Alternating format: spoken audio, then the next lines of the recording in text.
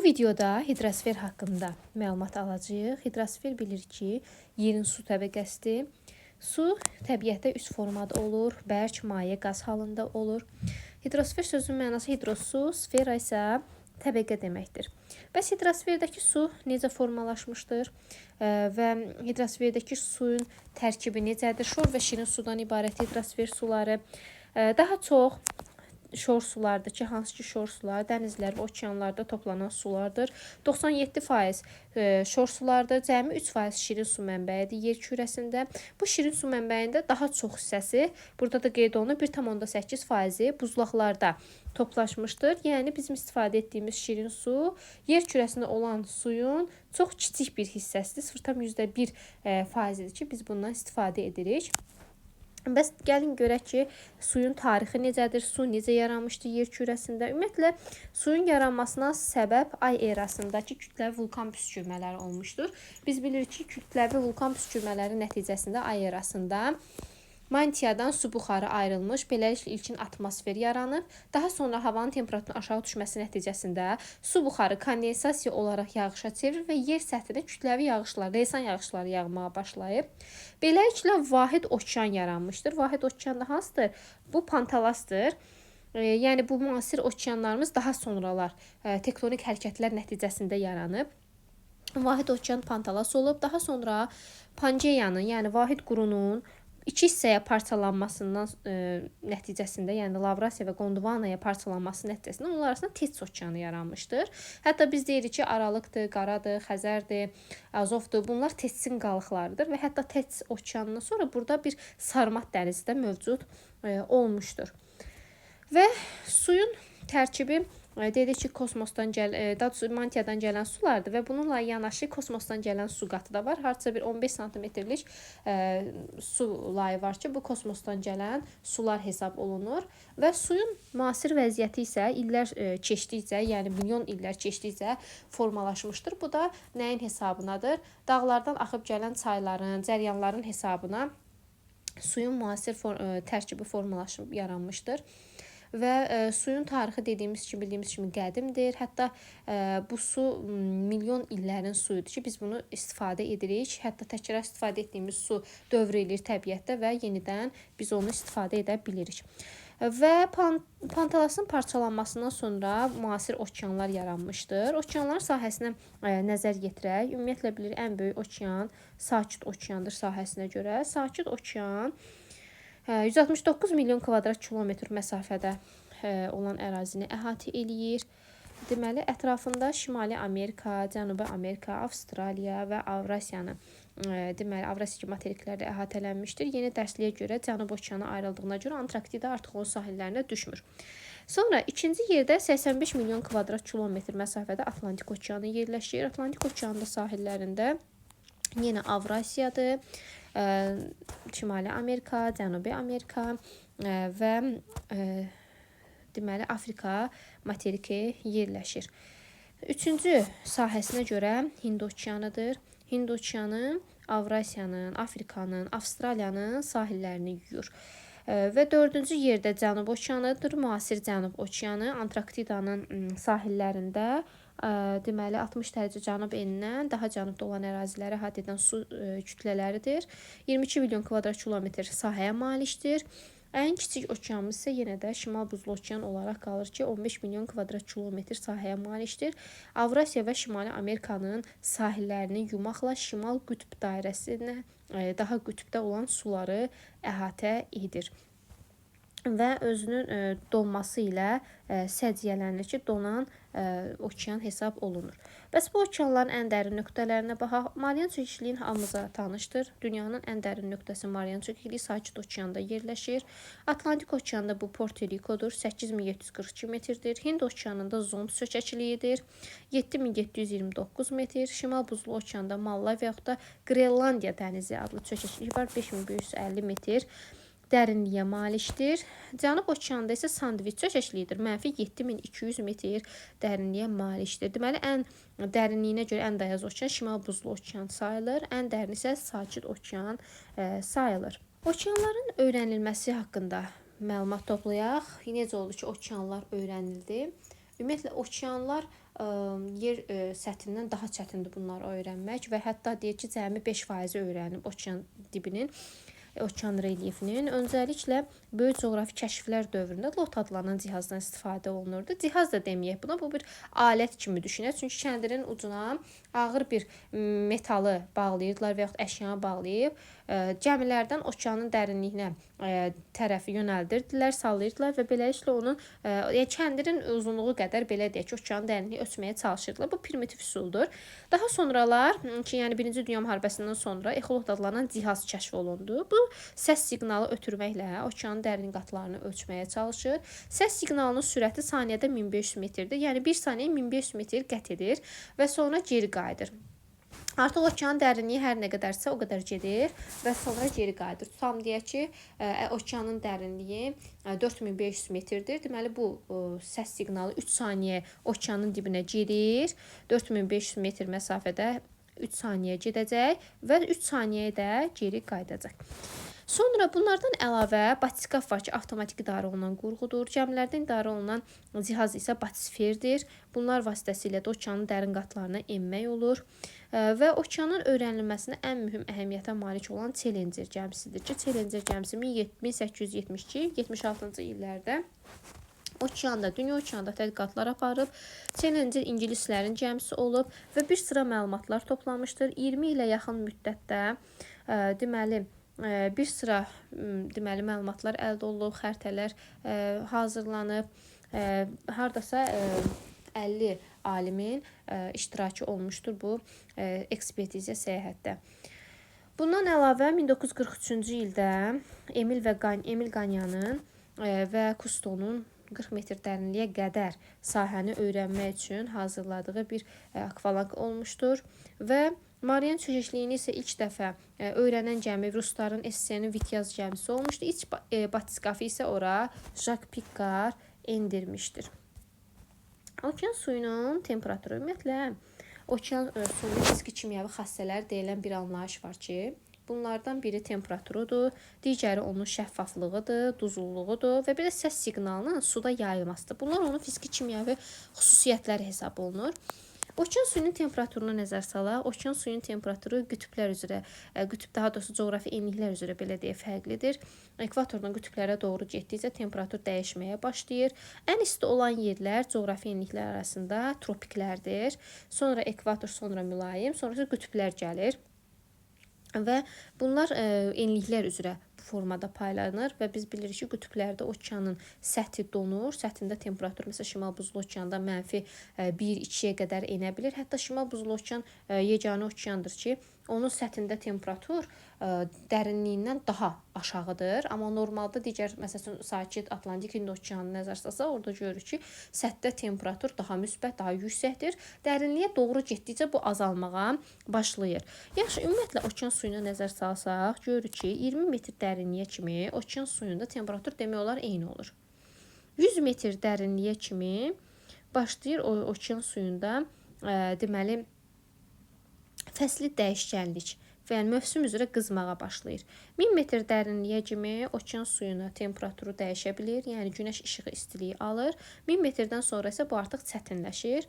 Artıq belə deyək ki, 3000 metrdə, 4000 metrdə temperatur 2, 1, 3 dərəcə arasında dəyişir. Ümumiyyətlə yadımızda saxlayaq ki, okeanın dibində temperatur heç vaxt sıfıra və mənfiyə düşmür. Çünki əgər düşərsə bu o deməkdir ki, okean dibi donur, amma əslində okean dibinin donmadığını biz bilirik. Okeanın səthi dona bilər, dibi donur. Və ən isti okeana nəzər salaq, ən isti okeanımız təbii ki, Sakit okeandır. Nəyə görə? Sakit okean deməli orta temperaturu müsbət 19 dərəcədir. Bunun səbəbi olur ki, Sakit okeanın ərazisi böyükdür. Sahəsi böyük olduğuna görə tropik enliklərdə, ən isti enliklərdə onun sahəsi genişdir və istiliyi özündə tutub saxlayır.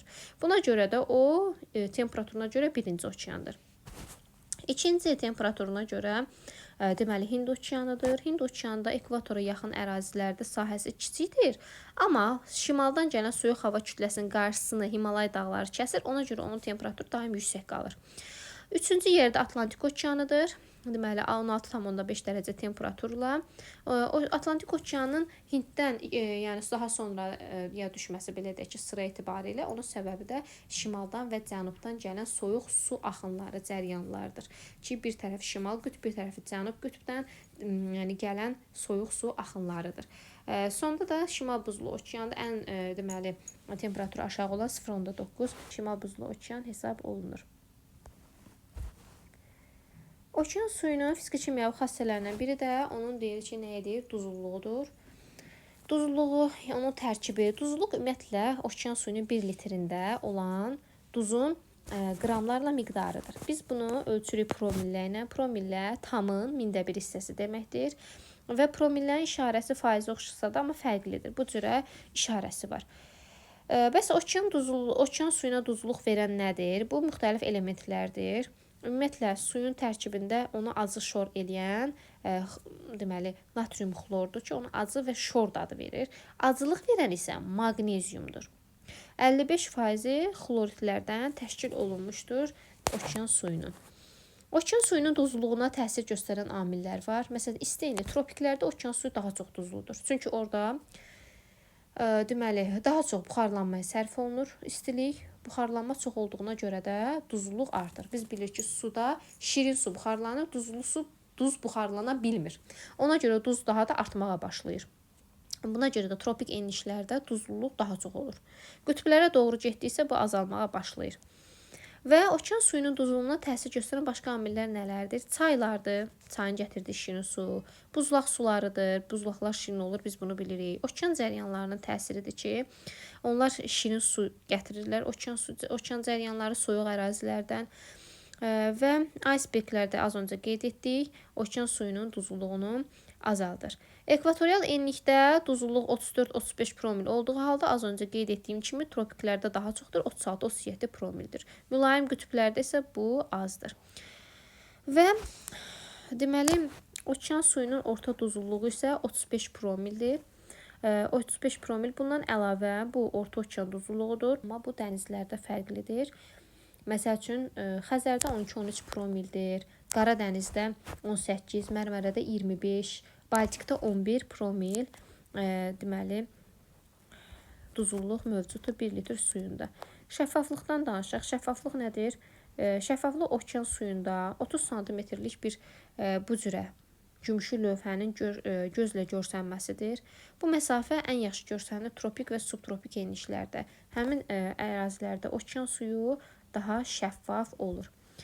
Sonra okean suyundan, dalğadan danışırıq. Dalğamız əmələ gəlir nə üçün? Dalğanı əmələ gətirən qüvvə nədir? Bu küləkdir, ən çox külək, tektonik hərəkətlər, ayın, günəşin cazibə qüvvəsidir ki, bunlar hamısı nədir?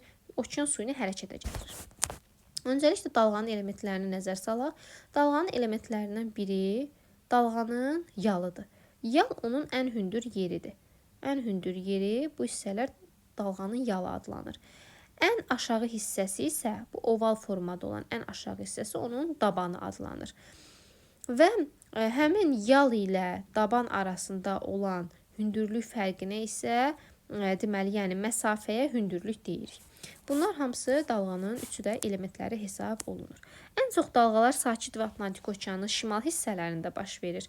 Atlantik və Hind okeanı isə cənub hissələrində dalğalar müşahidə olunur. Bu da nəyə görə? İsti və soyuq su kütlələrinin qarşılaşdığı, toqquşduğu yerlərdə dalğa yaranmağa başlayır. Qabarma çəkilmədən danışaq. Qabarma çəkilmə nə üçün yaranır? Ayın, günəşin cazibəsi nəticəsindədir. Sutqa ərzində 2 qabarma, 2 çəkilmə hadisəsi olur. Qabarma çəkilmə hadisəsinin bir sıra iqtisadi əhəmiyyəti var.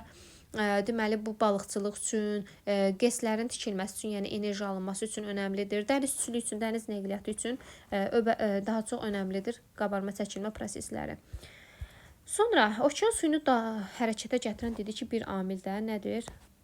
Suyun altında, yer altında tektonik hərəkətlərdir ki, bunlar tsunami dalğalarının yaranmasına səbəb olur. Tsunami dalğaları ən güclü dalğalar hesab olunur ki, onlar sürəti saatda deməli 400-800 kilometrə çatır. Tsunami dalğaları okeanın içərisində uzunluğu böyük olur, lakin hündürlükləri az olur.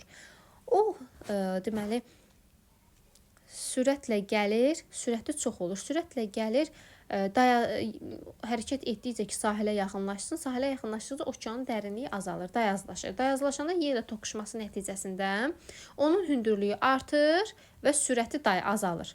Ona görə onlar sahilə yaxınlaşanda tsunami dalğaları daha hündür olurlar. Tsunami ən çox harda baş verir? Ən çox tektonik proseslərin aktiv zonalarda, Sakit Okeanın odlu halqasında, Yaponiya, Çili, Filippin kimi ölkələrin sahillərində daha çox baş verir. Qabarma çəkilmə hadisələri isə dar dərin körfəzlərdə daha çox olur. Məsəl üçün Fan-Diemen körfəzində, Ağdənizdə qabarma çəkilmə dalğaları daha çox müşahidə olunur.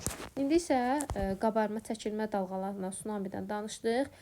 Biz deməli cəryanlar haqqında məlumat alaq. Burada belə gördüyünüz kimi cəryanların xəritəsi mövcuddur. Ümumiyyətlə cəryanlar xəritələrdə mavi və qırmızı oxlarla göstərilir, bilirik. Mavi oxlarla göstərilənlər burada soyuq cəryanlarda bu mavi oxlar, qırmızı oxlar isə isti cəryanlar hesab olunur.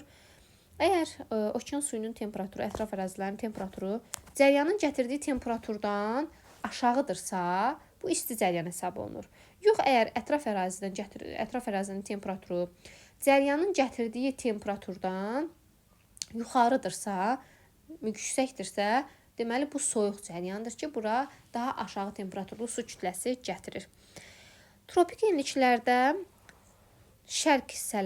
tropik enliklərin şərq hissələrində isti cəryanlar, qərb hissələrindən isə soyuq cəryanlar keçir. Mülayim enliklərdə isə bu daha fərqlidir.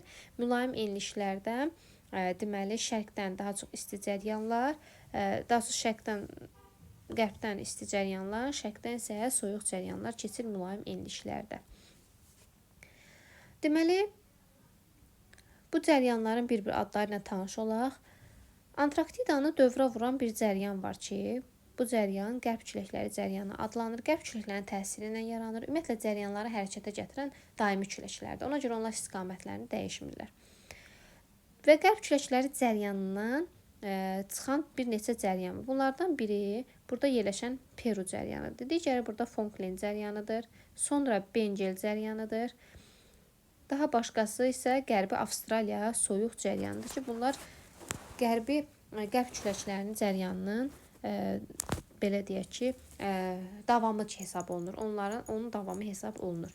Digər soyuq cəryanlardan isə burada Somali soyuq cəryanı var 5-də. Sonra Kaliforniya soyuq cəryanıdır. Kanar soyuq cəryanı var və burada Bengel cəryanı da adını az öncə biz qeyd etdik. Əsas cəryanlar bunlardır, soyuq cəryanlar.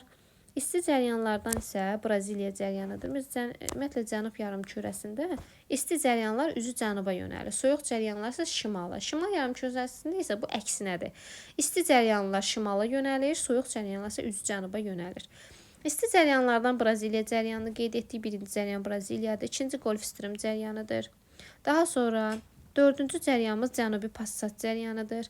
Beşinci Şimali Sakit Okean cəryanı, 6 Kuroshio cəryanıdır, 7 isə Şimali Passat cəryanıdır.